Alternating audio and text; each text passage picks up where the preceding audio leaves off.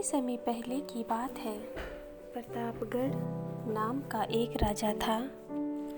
वहाँ का राजा बहुत अच्छा था, मगर राजा को एक सुखी नहीं था, क्योंकि उसकी संतान नहीं थी।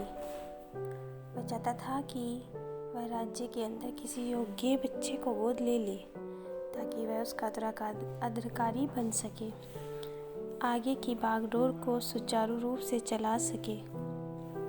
और इसी को देखते हुए राजा ने राज्य में घोषणा करवा दी कि सभी बच्चे राजमहल में एकत्रित हो जाएं। राजा ने सभी बच्चों को पौधे लगाने के लिए भिन्न भिन्न प्रकार के बीज दिए और कहा कि अब हम 6 महीने के बाद मिलेंगे और देखेंगे कि किसका पौधा सबसे अच्छा है। महीना बीत जाने के बाद भी एक बच्चा ऐसा था जिसके गमले में वह बीज अभी तक नहीं फूटा था, लेकिन वह रोज़ उसकी देखभाल करता था और रोज़ पौधे को पानी देता था। देखते ही देखते 3 महीने बीत गए। बच्चा परेशान हो गया। तभी उसकी माँ ने कहा कि बेटा धैर्य रखो, कुछ बीजों को फलने में ज़्यादा वक्त लगता है।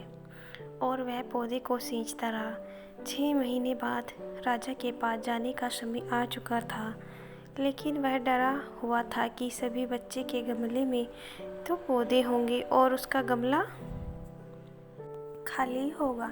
लेकिन वह बच्चा ईमानदार था और सारे बच्चे राजमहल में आ चुके थे। कुछ बच्चे जोश से भरे हुए थे, क्योंकि उसके अंदर राज्य का उत्तराधिकारी बनने की प्रबल लालसा थी। अब राजा ने आदेश दिया, सभी बच्चे अपने अपने गमले दिखाने लगे, मगर एक बच्चा सहमा हुआ था क्योंकि उसका गमला खाली था। तभी राजा की नज़र उस गमले पर गई। उसने पूछा, तुम्हारा गमला तो खाली है? तो उसने कहा, लेकिन मैंने इस गमले की 6 महीने तक देखभाल की है। राजा उसकी ईमानदारी से खुश था कि उसका गमला खाली है, फिर भी वह हिम्मत करके यहाँ आ तो गया। सभी बच्चों के गमले देखने के बाद राजा ने उस बच्चे को सभी के सामने बुलाया। बच्चा सहम गया और राजा ने वह गमला सभी को दिखाया। सभी बच्चे ज़ोर से हंसने लगे। राजा ने कहा, शांत हो जाइए, इतनी खुश मत होइए। आप सभी के पास जो पौधे हैं वो सब बंजर हैं।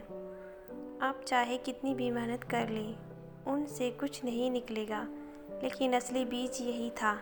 राजा उसकी ईमानदारी से बेहद खुश हुआ और उस बच्चे को राज्य का उत्तराधिकारी बना दिया। लेकिन हमें इस कहानी से क्या सीखने को मिला? मेरे हिसाब से अपने अंदर ईमानदारी का होना बहुत ज़रूरी है।